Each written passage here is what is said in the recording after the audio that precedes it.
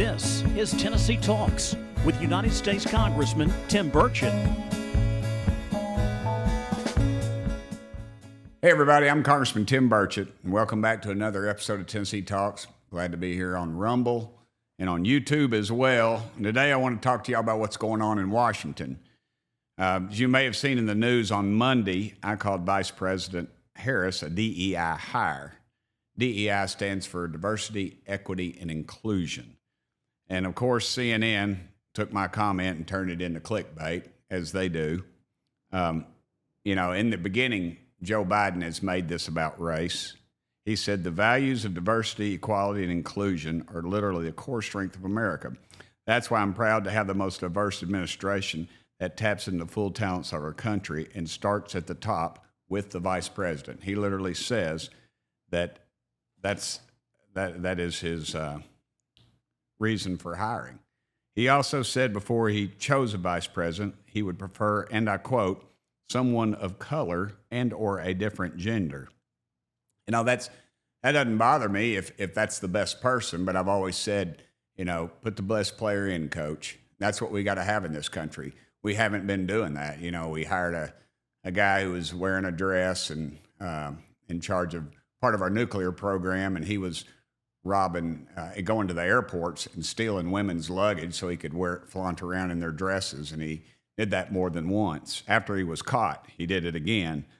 And then, of course, what happened with the Secret Service Director Cheadle, that clearly she was not the best person for the job.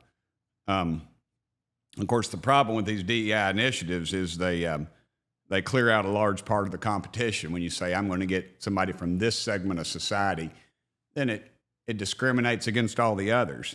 Can you imagine if me as a congressman had hired somebody and said in the job description you had to be under this criteria?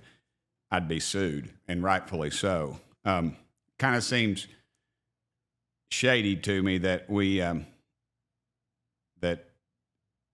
we say we're going to appoint the best person, and then they just discriminate against a whole larger segment of society.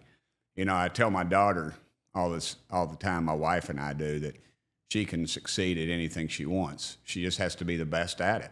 And that should be the criteria, nothing else. And we've clearly not seen that with this administration. And we clearly didn't see it when they tried to assassinate President Trump last Saturday in Pennsylvania. It was an absolute, complete, and total failure on every level. And it completely changed everything with the race for president, with Trump, everything. Can you imagine what happened if that bullet had been 1 inch over? We'd be memorializing President Trump right now. And as you saw yesterday in the hearing on the Secret Service's failures, and then that the director of the Secret Service actually resigned today. Well, she shouldn't have resigned. She should have been fired. There were so many problems with that thing. Why was this fella on the roof and they knew he was, and then Secret Service was told he was, and yet they allowed President Trump to come out? I've been to those things, events like that, and the president's always late. And the reason he's always late, a car will backfire, or there's a suspicious person in the crowd. There's a suspicious package. Something didn't go right, and they hesitate. But yet they allowed President Trump to get out there when they knew somebody was on that roof. And earlier in the day, the guy had been spotted with a rangefinder, of all things. Now, a rangefinder's used for two different things. You're going to hit a golf ball or you're going to shoot a gun. And obviously there wasn't no dadgum golf course out there. And it was just beyond belief that he was allowed to come out there. And just so many other things, the iconic picture where he's saying, fight, fight, fight.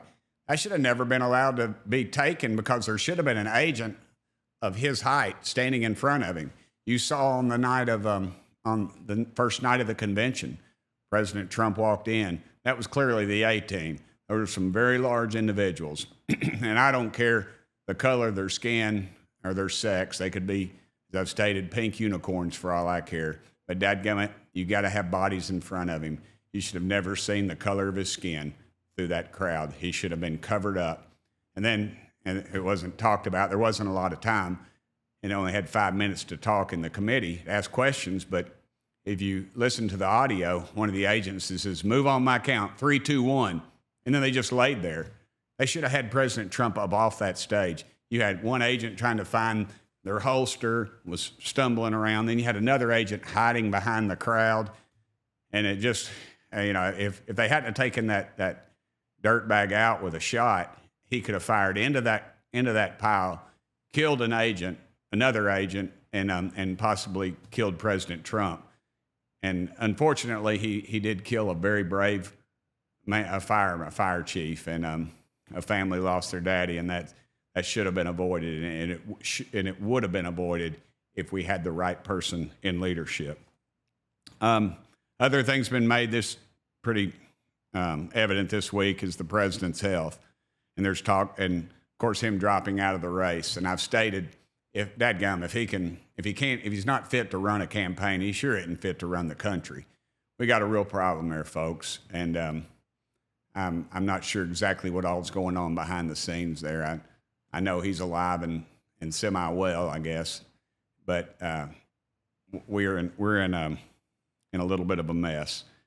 Apparently, they had to take him to a Las Vegas hospital and then possibly flown back to Delaware. I'm not sure all those details, but you got to ask yourself, who's been running the country, and what if we had a national security emergency? A lot of things like that. Other news is this week, Prime Minister Netanyahu arrived for a joint session of Congress.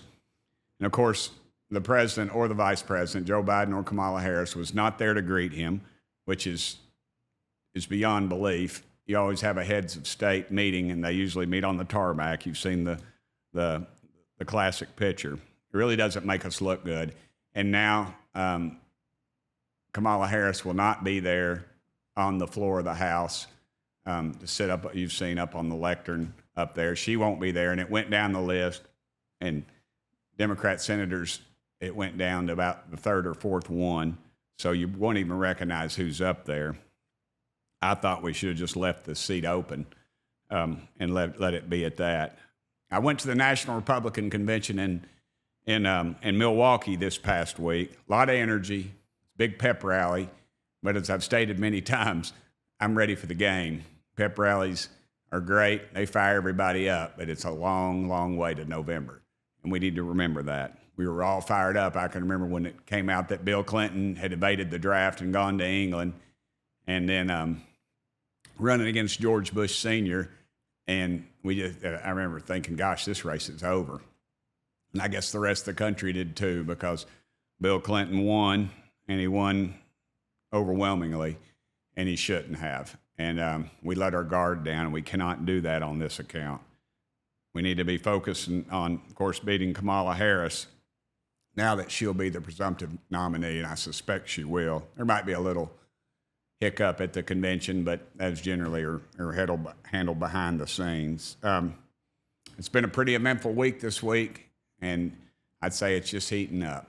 So I want to thank everybody for allowing me to be here, and as always, thank y'all for sending me here. And that concludes another episode of Tennessee Talks, and make sure y'all follow me on Rumble, YouTube, and everywhere you can get your podcast. Thank you. Thanks for listening to this episode of Tennessee Talks. Please subscribe to the show on Apple Podcasts, Spotify, or wherever you listen to your podcast. Keep up with Congressman Burchett by following Rep. Tim Burchett on Twitter and Instagram, and Congressman Tim Burchett on Facebook and YouTube.